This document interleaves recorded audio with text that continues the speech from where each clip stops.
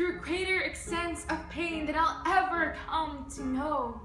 And like them, there are many of us who did what decades of receiving treatment and bottles of pills swallowed and a damaged mind couldn't do. We won.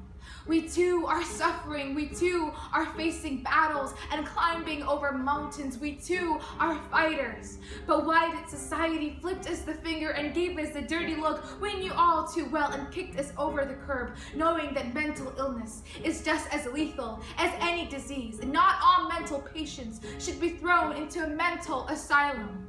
That's because society doesn't know that mental illness is just as lethal as any disease. And society still thinks that a mental patient across the street or as at a workplace or as their classmate is just as dangerous as a suicide bomber the world fears ever so much. Depression is not a personality, nor is it an attribute, nor is it a light switch, a bad habit, a mind game. It is an illness. I am ill, and for you, I have written Diary of the Disturbed Mind.